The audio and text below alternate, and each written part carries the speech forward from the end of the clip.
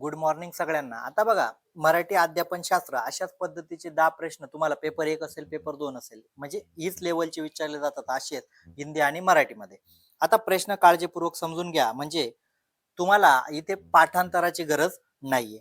आता पहिला प्रश्न, काही प्रश्न तुम्हाला आता थोडे सोपे प्रश्न येतात आणि काही प्रश्न थोडे विचारात पाडणारे असतात. ही विचारात पाडणारे प्रश्न ज्या विद्यार्थ्यांना बॅच जॉईन करायचे असेल, या नंबरवर संपर्क करून तुम्ही बॅच जॉईन करू शकतात फक्त 700 रुपयामध्ये. बघा, आता पहिला प्रश्न एकदम सोपा आहे, आपला खूप वेळा झालेला आहे.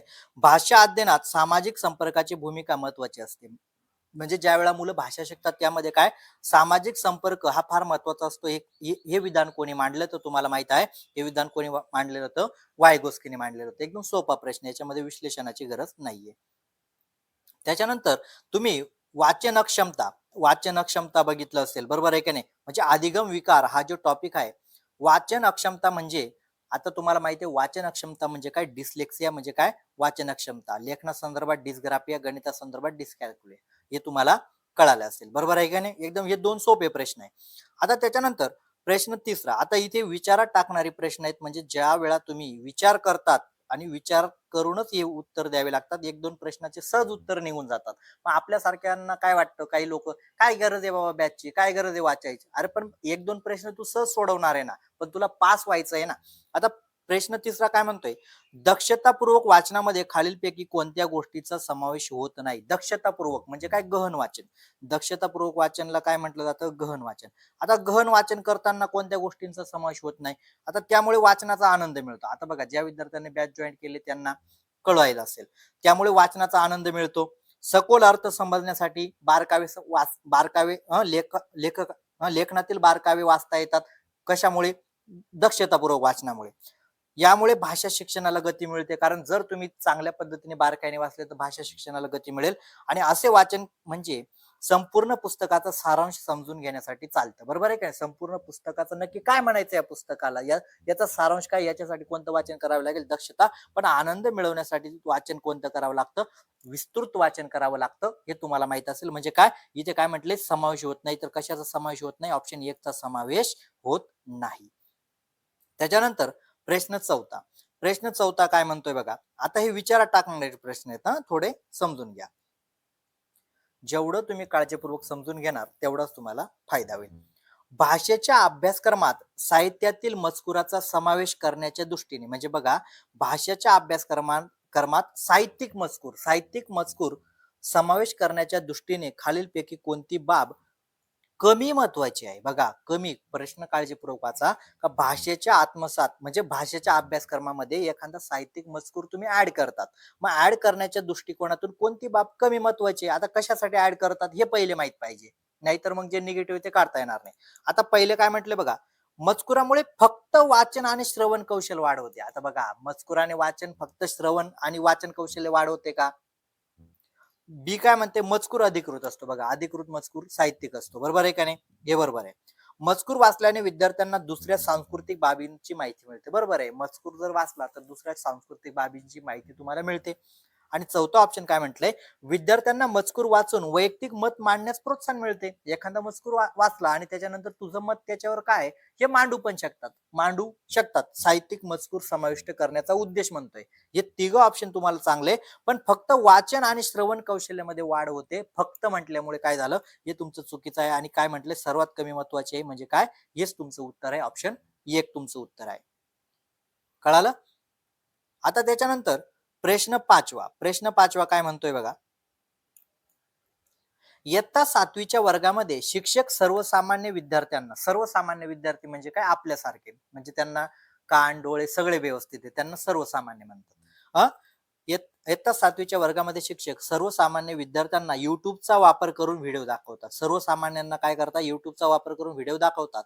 अंध विद्यार्थ्यांना ध्वनिमुद्रित म्हणजे काय, रेडिओ वगैरे असेल, ध्वनिमुद्रित साहित्याचा वापर करून शिकवतात. तर अपंग विद्यार्थ्यांना वेगवेगळ्या खेळाच्या माध्यमातून भाषा शिकवतात. या मल्टीमीडिया म्हणजे काय, वेगवेगळ्या साधनांचा वापर शिक्षकाने विद्यार्थ्यांच्या कोणत्या वैयक्तिक कारणांची काळजी घेण्यासाठी केला? म्हणजे शिक्षकाने काय केलं, का प्रत्येकाच्या क्षमतेनुसार, आवश्यकतेनुसार काय केलं, साधनं वापरली. आता ही कशासाठी वापरली, आता तुम्हाला ते सांगितलंय. कोणती काळजी, आता बघा, भाषिक भेद आहे का? आता जर शिक्षका ज्या असं जर म्हटलं असतं का विद्यार्थी प्रश्नामध्ये का वेगवेगळ्या भाषा जाणतात आणि या भाषा समजण्यासाठी वेगवेगळे साधनं वापरतो, त्यासाठी ते भाषिक भेद असेल, पण इथे भाषिक भेद अजिबात नाहीये. अध्ययन पद्धती काय आहेत? अध्ययन पद्धती. अध्ययन पद्धतीने काय चालू आहे का विद्यार्थ्यांच्या गरजेनुसार ते अध्ययन पद्धती काय बदलते. म्हणजे सर्वसामान्य असेल त्याला YouTube द्या. अ, अपंग असेल त्यांना खेळाच्या माध्यमातून, जर दृष्टीबाधित असेल त्याला ध्वनी मुद्रितच्या साहित्य. अध्यापन पद्धती अक्षमता बद्दल आहे का? अध्ययन अक्षमता म्हणजे शिक्षक शिकवत नाही असं काही उल्लेख होतोय का? आणि अधिकृत पाठ्य साहित्य अजिबात नाही. तर अध्ययन पद्धतींचा वापर होतोय प्रत्येकाच्या गरजेनुसार. त्याच्यानंतर प्रश्न 6वा, जेवढं तुम्ही काळजीपूर्वक समजून घेणार तेवढाच तुम्हाला फायदा होईल.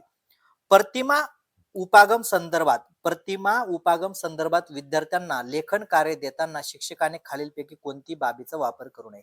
आता प्रतिमा उपागम संदर्भ म्हणजे प्रतिमा उपागम म्हणजे काय हे सगळ्यात पहिले समजून घ्या. प्रतिमा उपागम म्हणजे काय? आपण बघा, एखाद्या तुझ्या मनात काय इच्छा आहे, तुझ्या मनात काय कल्पना आहे, त्याचं लिखाण काम कर, त्याचं लिखाण काम कर, म्हणजे याला म्हटलं जातं प्रतिमा उपागम म्हटलं जातं. म्हणजे एखाद्या विद्यार्थ्याला सांगितलं, एखाद्या दीपाली मॅडमांना, सुवर्णा मॅडमांना, तुम्ही पंतप्रधान झाल्यावर काय करणार, म्हणजे हे काय झालं, प्रतिमा उपागम झालेलं आहे. आता प्रतिमा उपागम करताना हे तुम्ही लेखन कार्य दिलेले, पण इथे काय म्हटले, कोणत्या बाबीचा वापर करू नये. आता 3 बाबींचा तुम्हाला वापर करावा लागेल, पण कोणत्या बाबीचा वापर करायला नाही पाहिजे. पहिलं काय म्हणतंय, बुद्धिमंथन. बुद्धिमंथन म्हणजे काय, त्याचे जे विचार आहेत ते विचारांचं मंथन झालं पाहिजे, यासाठी तुम्ही काय देणार, प्रतिमा उपागम देणार. हे सगळ्यात पहिलं महत्वाचं आहे. त्याच्यानंतर श्रुतलेखन, जर तुम्ही श्रुतलेखन चालेल का. तिसरं ऑप्शन काय म्हणते, आराखडा देणे. आराखडा देणे म्हणजे काय, तुम्ही नक्की नियोजन कसं करणार, पंतप्रधान झाल्यावर अशा अशा पद्धतीने आराखडा देणे, हे पण थोडं चांगलं आहे. आणि मुद्रित शोधन. मुद्रित शोधन म्हणजे काय, तुम्ही जर ती बाब मांडली असेल तुमच्या वहीमध्ये असेल, तर ती तुम्ही एखादा चुकीचं असेल हे त्याचं तुम्ही शोधू शकतात. पण श्रुत लेखन करणे म्हणजे काय, जसं तसं जर लिहून काढणे, त्याला पण आपण म्हणतो. आणि सगळ्यात महत्वाचं, जर तुम्ही जर व्याकरणिक चुका जर काढत राहिले नाही ना सुवर्णा मॅडम, जयश्री मॅडम, तुम्ही हा शब्द असा नाही लिहायला पाहिजे होता ना, मग हे झालं का प्रतिमा उपागम, तर अजिबात नाही. प्रतिमा उपागम म्हणजे विद्यार्थ्यांची वैचारिक पातळी बंद, जर तुम्ही त्याच्यात चुका शोधले राहिले तर ते प्रतिमा उपागमाचं लक्षण नाही. म्हणजे कोणत्या बाबीचा वापर करू नये, तर श्रुत लेखनाचा वापर करू नये, किंवा एकदम सुंदर अक्षरात असेल तरच मी तुला समजेल का तू पंतप्रधान होशील असं चालणार नाही. म्हणजे त्याच्या भावना मांडायला संधी देणे प्रतिमा उपागम संदर्भात हे महत्वाचं असतं. कळालं. श्रुत लेखन महत्वाचं नाही. त्याच्यानंतर प्रश्न सातवा काय म्हणतोय बघा, भाषा शिक्षणात संदर्भात आलेला आहे. भाषा शिक्षक बघा, भाषा शिक्षका संदर्भात आलेला प्रश्न आहे. काय म्हणतोय, एक प्रभावी भाषा शिक्षक. आता प्रभावी तुम्हाला शिक्षक व्हायचं, काय बनायचंय, शिक्षक बनायचंय. आता प्रभावी शिक्षक कसा पाहिजे हे तुम्हाला माहित पाहिजे. पहिलं काय म्हटले, पाठ्यपुस्तकातील प्रत्येक प्रश्नाचे उत्तर विद्यार्थ्यांकडून पाठ करून घेतील. बघा, जर शिक्षकाने, नाही बाबा मी भाषा शिक्षक खूप चांगला आहे, तर मी काय करतो, प्रत्येक विद्यार्थ्यांचं काय करायला लावतो, माझं पुस्तकात जेवढं काही दिलेलं आहे ते प्रश्न उत्तर पाठांतर करून घेणं. पूर्वी चालायचं असं, मग त्या शिक्षकाला, म्हणजे एखादा, आता पूर्वी कसं होतं, बौद्धिक विकास करायचा फक्त, विद्यार्थ्यांना पाठांतराची सवय. एखादा शिक्षक कोणता चांगला, का जो जास्त विद्यार्थ्यांना पाठांतर आहे, जास्त प्रश्न माहिती आहे, तो शिक्षक चांगला. तर असं पण एवढं बेस्ट आहे का, फक्त पाठ्यपुस्तकात पाठ करून घेतील. बी काय म्हणते, पाठ्यपुस्तकाचा वापर करतीलच, शिवाय त्या पलीकडच्या गोष्टींचा विचार करतील. म्हणजे प्रभावी शिक्षक कसा पाहिजे, का पाठ्यपुस्तकाचा तो वापर करणार पाहिजे, पण त्या पलीकडच्या गोष्टी पण त्याने काय केलं पाहिजे, विद्यार्थ्यांना विचार करायला पाहिजे, सांगितले पाहिजे. म्हणजे पाठामध्ये एखादा गरिबी हा पाठ आलेला आहे, आता गरिबी काय असते, फक्त पाठ्यपुस्तकात सांगून चालणार नाही. तर मग जर तुझ्या आजूबाजूला, शिक्षकांच्या आजूबाजूला कुठे एखादा परिसर असेल, त्या ठिकाणी गरीब व्यक्ती असतील, तर तिथे घेऊन जा, त्यांना निरीक्षण करून द्या, गरिबीचं दर्शन होईल. बरोबर आहे की नाही. म्हणजे समाजामध्ये फक्त पाठ्यपुस्तकामध्ये तुम्ही गरिबी शिकवण्यापेक्षा प्रत्येक विद्यार्थ्यांची घरची परिस्थिती विचारा. म्हणजे काय होईल, तुम्ही दैनंदिन जीवनाशी जोडणारा शिक्षक कसा होईल, तर प्रभावी शिक्षक ठरेल. म्हणजे ऑप्शन बी हे चांगलं आहे. आणि सी काय म्हटले, पाठ्यपुस्तकाच्या आधारित प्रश्नपत्रिका तयार करतील. फक्त पाठ्यपुस्तकाचे आधारित असं पण प्रभावी असेल का, तर अजिबात नाही. पाठ्यपुस्तकाच्या पलीकडे विचारही करणार नाही. जर असा शिक्षक असेल का, नाही बाबा मी फक्त पुस्तकातलं शिकवतो, समाजामध्ये काय चाललं मला काही घेणं नाही, मी फक्त प्रामाणिकपणा, तुम्ही वर्गात प्रामाणिक वागा, समाजामध्ये काही करा, एकमेकाला मारा झोडा काही करा, मला फरक पडत नाही, असं चालेल का, तर अजिबात नाही. पण सगळ्यात महत्वाचं बी ऑप्शन काय आहे, सगळ्यात बेस्ट आहे. कारण फक्त पुस्तकाचा वापर नाही, तर त्या संदर्भात जे सामाजिक वातावरण असेल त्याचा पण मी विचार करेल आणि विद्यार्थ्यांना चांगलं वाईट हे पण मी सांगेल. हा प्रभावी शिक्षक असेल. कुठलाही शिक्षक, तो भाषा विषयासाठी नाही तर गणित असेल, भूगोल असेल, इतिहास असेल, कुठलाही असेल. कळालं? समजलं? बी ऑप्शन हे सगळ्यात बेस्ट आहे. त्याच्यानंतर प्रश्न 8वा काय म्हणतोय बघा. आता हा प्रश्न आलेला आहे नॅशनल एज्युकेशन पॉलिसी. आता हा तुम्ही वाचलेला असेल हा प्रश्न, काही विद्यार्थ्यांना आता गोंधळात पण टाकू शकतो.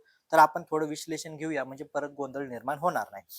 प्रश्न म्हणतोय NEP 2020 सुचवते एका भारतीय मुलाने पुढीलपैकी मुलाने म्हणजे काय, मुलगा मुलगी, नाहीतर मग सर फक्त मुलांना सांगितलंय मग आम्ही नको बघू का, असे पण राहतात. भारतीय मुलाने पुढीलपैकी कोणती गोष्ट शिकली पाहिजे. आता NEP 2020 भारतीय मुलाने पुढीलपैकी कोणती गोष्ट शिकली पाहिजे. आता पहिलं काय म्हटलंय, मातृभाषा, चांगलं आहे. मातृभाषा आणि प्रादेशिक भाषा हे पण चांगलं आहे.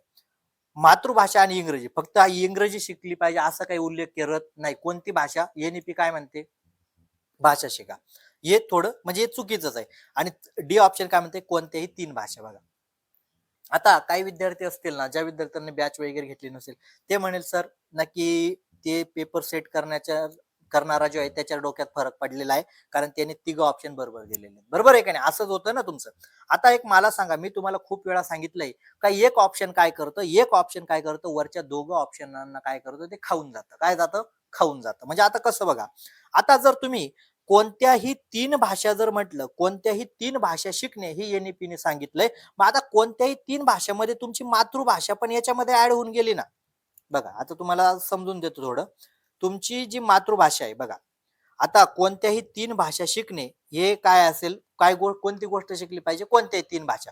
मग आता तुमची मातृभाषा पण याच्यामध्ये समाविष्ट झाली ऑप्शन मध्ये, आणि मातृभाषा आणि प्रादेशिक भाषा पण याच्यामध्ये काय झाली, समाविष्ट झाली. म्हणजे या दोघं वरचे ऑप्शन जरी तुम्हाला बरोबर वाटत होते, पण हे ऑप्शन काय केलं, चौथ्या ऑप्शनने काय केलं, तुमचे हे दोघं ऑप्शन त्याने खाऊन टाकले. म्हणजे काय, अंतर्निहित झाले त्याच्यामध्ये. बरोबर आहे का नाही? म्हणजे ऑप्शन 4 हे तुमचं उत्तर आहे डी. कळालं? म्हणजे कोणत्याही 3 भाषा शिकाव्या, त्यामध्ये मातृभाषा असेल, प्रादेशिक भाषा असेल. म्हणजे आता कळालं का, कधी कधी 3 ऑप्शन सारखे वाटतात पण एक ऑप्शन काय करतं, त्यांना खाऊन जातं. कळालं? म्हणजे थोडा विचार करायचा. नाहीतर मग सर आम्हाला वाटलं 3च बरोबर होते, मग आम्ही विचारच केला नाही, दिलं उत्तर देऊन, असं चालणार नाही.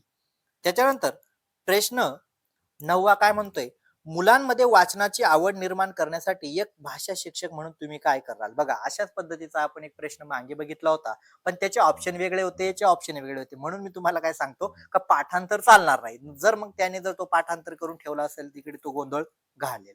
बघा, मुलांमध्ये वाचनाची आवड निर्माण करण्यासाठी एक भाषा शिक्षक म्हणून तुम्ही काय करणार. म्हणजे मुलांमध्ये काय करायचे, वाचनाची आवड. आता प्रश्नानुसारच आपल्याला जावं लागतं, आपलं डोकं चालवावं लागत नाही. आता बघा पहिला ऑप्शन काय म्हटले, पाठ्यपुस्तक वाचायला सांगणे. आता डायरेक्ट मुलांना पाठ्यपुस्तक घ्या बाबा, हा गठ्ठा पडलेला आहे, खोलान वाचा. डायरेक्ट एवढं प्रभावी वाटतं का पहिलं ऑप्शन. दुसरं काय म्हटलंय, त्या पाठाचा सारांश पाठ करायला लावणे. अजून तर त्यांना वाचनाची आवड पण निर्माण केली नाही, आणि पाठ वाचून लगेच सारांश करा, हे पण प्रभावी असेल का? नाही. मुलांच्या वयाला अनुरूप बालसाहित्य वापरणे, ज्यामुळे त्यांना वाचनाची गोडी लागेल. बघा आता हे थोडं बेटर आहे. आणि चौथा ऑप्शन काय म्हटलंय, पाठाचे त्यांच्या भाषांतर करून, बघा पाठाचे त्यांच्या भाषेत भाषांतर करून त्यांना प्रश्नाची उत्तरे पाठ करण्यास सांगणे. म्हणजे अजून त्या विद्यार्थ्याला पाठ वाचता पण येत नाही, तर त्याला सांगितलं बाबा वाचला ना तू मराठीमध्ये, एक काम कर आता तुझ्या अहिराणी भाषेमध्ये ट्रान्सलेशन कर. चालेल का? तर अजिबात नाही, हे प्रभावी नाही. पण मी तुम्हाला सांगितलं होतं का ऑप्शन नुसारच आपल्याला जावं लागतं. म्हणून काय करावं लागेल का, जर त्यांना वाचनाची आवड निर्माण, इथे काय सगळ्यात बेस्ट ऑप्शन काय, या तिघांमध्ये आता ते मागचा विचार नाही करायचा, तिथे बरोबर होतं का मौखिक साहित्य. पण इथे जर आता याच्यामध्ये जरी तुम्हाला दिलं असेल ना पहिले मौखिक गोष्टी सांगणे, तर हे तुमचं उत्तर झालं असतं. पण इथे त्यांनी ते ऑप्शन दिलं नाही, म्हणून आपल्याला ऑप्शन सी ने जावं लागेल. कारण मुलांना काय करावं लागेल, बाल साहित्याचा वापर करणे आणि त्यांची वाचनाची आवड निर्माण करणे. म्हणजे काय, पाठांतर ज्या विद्यार्थ्यांनी प्रश्न केला असेल तो 101% नापास होतो. प्रश्नानुसारच तुम्हाला जावं लागतं. कळालं? म्हणजे या प्रश्नानुसार काय, सी ऑप्शन सगळ्यात बेस्ट आहे. म्हणजे हेच तुमचं उत्तर आहे. कारण काय, बाल साहित्य म्हणजे काय, तुम्हाला ससा कासवाची गोष्ट असेल, बरोबर असेल का नाही, अकबर बिरबर असेल, याच्या गोष्टी आपण 5-5 रुपयाचे पुस्तक भेटायचं, आपण घ्यायचो का नाही. आणि जर एखादं अभ्यासक्रमाचं पुस्तक म्हटलं तर आपण म्हणायचं नको बाबा, पहिलेच घरी पडलेले. म्हणजे मुद्दा कळाला. त्याच्यानंतर शेवटचा प्रश्न बघा, समजून घेण्यावर भर द्या. प्रश्न 10, बाल लेखकाच्या वैचारिक गरजेनुसार काय म्हटलंय, बाललेखक म्हणजे काय? बाललेखक म्हणजे काय? जे लहान मुलं आहेत त्यांना बाललेखक म्हणतात. बरोबर आहे का नाही?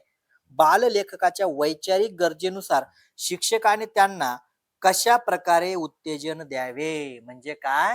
जे बाललेखक आहेत म्हणजे लहान मुलं आहेत, ते लिखाण काम करतायत. आता त्यांना उत्तेजन द्यायचं. उत्तेजन देणं म्हणजे प्रोत्साहन देणं. आता प्रोत्साहन देण्यासाठी तुम्ही काय करणार? प्रोत्साहन देण्यासाठी काय करणार? पहिलं म्हटलं विद्यार्थ्याने दिलेल्या व्याकरणाच्या चुकांबद्दल विस्तृत माहिती देणार. मग आता बघा, जर ते बाललेखक आहे, आताशे त्याने लिखाण काम केलेलं आहे. हां? लगेच तुम्ही म्हणणार बाबा असं पद्धतीने पाहिजे होतं, नाही तू सामान्य नामाचा वापर नाही, विशेष नामाचा नाही, अशा पद्धतीचे नकोय, मला वाक्य रचना नाही पटली. असं जर केलं तर हे चांगलं असेल का? तर अजिबात नाही. त्याने केलेल्या चांगल्या कामाचे कौतुक करावे, त्याने लिहिलेल्या वाक्यांचा संदर्भ घ्यावा. म्हणजे काय? त्याने जे लिखाण काम केलंय ना, त्याचं कौतुक करा आणि विद्यार्थ्यांना सांगा. म्हणजे एखाद्या विद्यार्थ्याने विचारलं, एखाद्या विद्यार्थ्याने समजा लहान आहेत कोणीतरी, त्याला त्याने लिहून आणलं का झाडं ही जपली पाहिजे. काय लिहून आणलं? झाडं ही जपली पाहिजे. जपली पाहिजे म्हणजे विद्यार्थ्यांना वाक्याचा संदर्भ दिला पाहिजे. बघा रे, किती छान विचार मांडले सुवर्णा मॅडमांनी, जयश्री मॅडमांनी. का झाडं ही जपली पाहिजे. कारण का झाडांमुळे आपलं आयुष्य टिकतं. आपले झाडं काय-काय मदत करतात. म्हणजे काय त्या वाक्याचा संदर्भ मुलांना दिला पाहिजे. म्हणजे हे पण चांगलं आहे. म्हणजे बी ऑप्शन चांगलंच आहे का नाही? तिसरं काय म्हटलं विद्यार्थ्यांनी चुकांकडे लक्ष देणं. आता बघा जर तुम्ही त्याच्या चुका काढत बसले, लक्ष दे रे बाबा, तू जे लिहून आणलं त्याच्याकडे लक्ष दे. तो म्हणेल सर मी तर कसं तरी मांडलंय, मला थोडा विचार करून विचार पातळी कमी असते ना विद्यार्थ्यांची. म्हणजे हे पण प्रभावी नाही. आणि डी ऑप्शन काय म्हणते त्यानेच काम चांगलं न केल्यास त्यांनी वर्गवादी हे बघ इथे वर्गवादी म्हटले वर्गवारी करणे. वर्गवारी करून चालेल का? वर्गवारी करणे म्हणजे आपण काय म्हणतो विभागणे. बरोबर आहे का नाही? चालेल का? नाही बाबा हे 5 मुलांनी चांगलं मत मांडले त्यांना हे खूप चांगले हे बाकीचे काही कामाचे नाही फक्त भात खायला येतात. असे करून चालेल का? तर अजिबात चालणार नाही. म्हणजे डी ऑप्शन पण तुमचं चांगलं नाही. पण ऑप्शन बी हे तुमच्या सगळ्यात प्रभावी आहे. कारण काय? त्यांनी मांडलेलं जे मत आहे त्याचं कौतुक करा आणि संदर्भ सांगा. संदर्भ म्हणजे काय? एखाद्या विद्यार्थ्याने मांडलं असेल मत, तर बघा रे किती छान मत मांडलंय ना विद्यार्थ्याने. मग काय करायचं तुम्ही त्याच्या सामाजिक जीवनाशी जोडा. बरोबर आहे की नाही? वर्गात उदाहरणं द्या. अशा पद्धतीने जर तुम्ही विद्यार्थ्यांना शिकवलं तर विद्यार्थी चांगलं शिकतील. व्हिडिओ सगळ्यांनी लाईक करा आणि व्हिडिओ कसा वाटला कमेंट बॉक्समध्ये नक्की प्रतिक्रिया द्या आणि जास्तीत जास्त आता PYQ करा, समजून घ्या. पाठांतरामागे जाऊ नका, नाहीतर नापास होणार.